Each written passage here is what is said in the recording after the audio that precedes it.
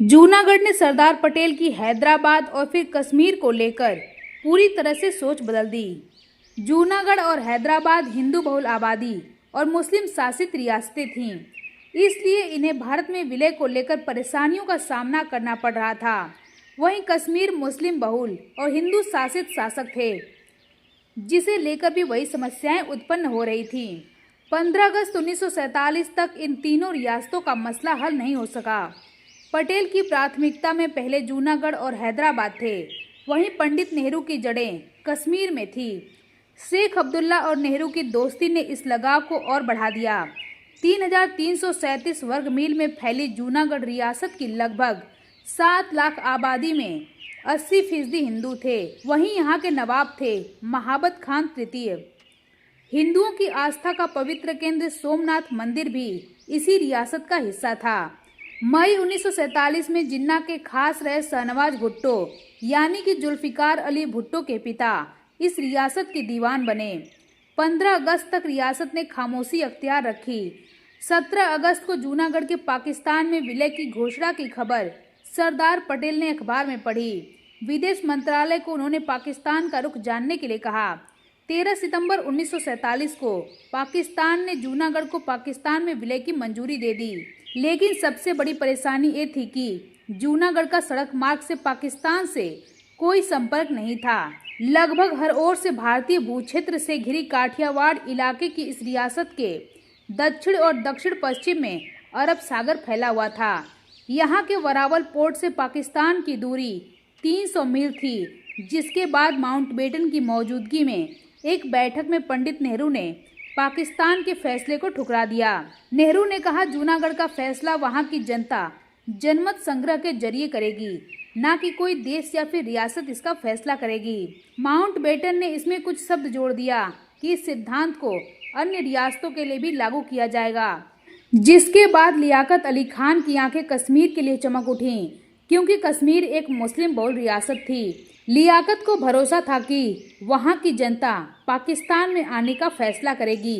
नेहरू ने कश्मीर हाथ से निकलने की आशंका में दुख में सर हिलाया, क्योंकि उन्हें भी डर था कि कश्मीर की जनता कहीं भारत की जगह पाकिस्तान को स्वीकार न कर ले।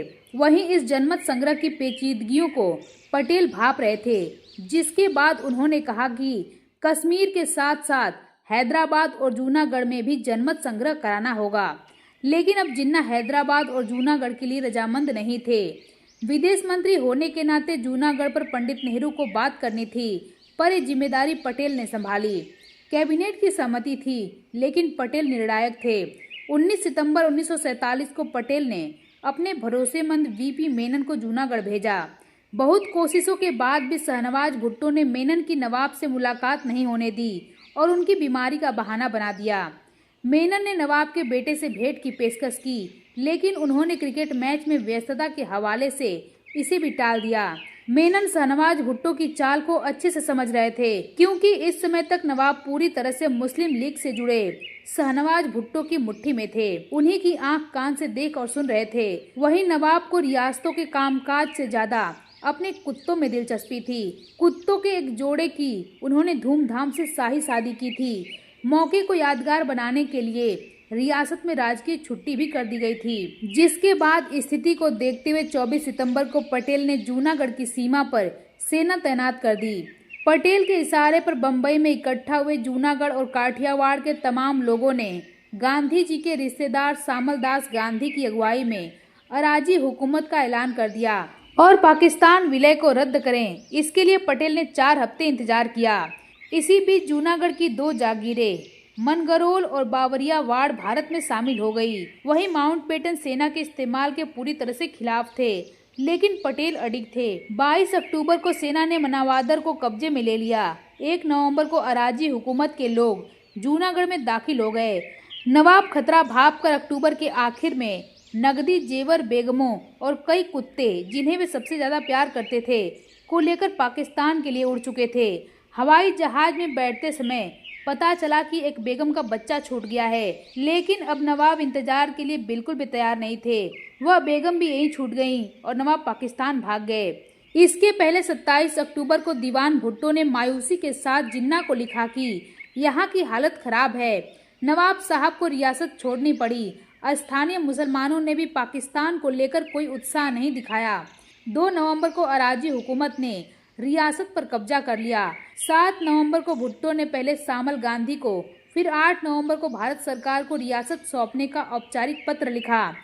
रीजनल कमीशन एनएम बूच ने वीपी मेनन को उसी रात भुट्टो के पत्र की जानकारी दी। पंडित नेहरू इस समय माउंटबेटन के साथ डिनर कर रहे थे। मेनन ने उसी बीच उन्हें जूनागढ़ के ताजा घटनाक्रम की जानकारी दी। माउंटबेटन और नेहरू के कहने पर मेनन ने पाकिस्तान सरकार को लिखा कि जनता की इच्छा जानने के बाद ही भारत जूनागढ़ को अपने में शामिल करेगा। जिसके बाद मेनन ने देर रात पटेल को जगाया। पटेल ने जनमत संग्रह के किसी भी प्रस्ताव का प्रबल विरोध किया और इसे कायराना तक कह दिया।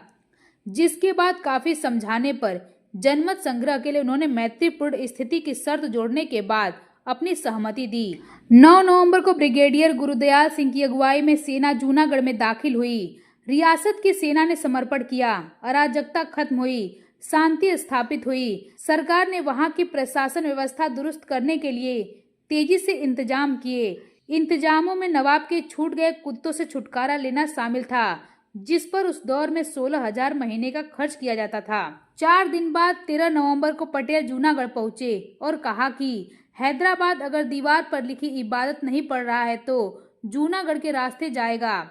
भारी भीड़ वाली इस सभा ने भारत के समर्थन में हर हाथ उठा दिया। जिसके बाद पटेल ने कहा, अब किसी और जनमत संग्रह की जरूरत नहीं है। 20 फरवरी 1948 को फिर भी जूनागढ़ में जनमत संग्रह हुआ, जिसमें 2,01,457 में से 1,90,870 वोटरों ने अपने अधिकार का इस्तेमाल किया। केवल 91 ने पाकिस्तान के पक्ष में वोट दिया। जिसके बाद मनावादर, मनगरोल और बावरिया वार्ड में 31,434 वोटरों में केवल 39 ने पाकिस्तान का समर्थन किया। पटेल पाकिस्तान की चाल विफल कर चुके थे। जूनागढ़ पर पाकिस्तान के रवैये ने पटेल की कश्मीर में दिलचस्पी बढ़ा दी और अब उन्हें कश्मीर और हैदराबाद की विलय करनी थी।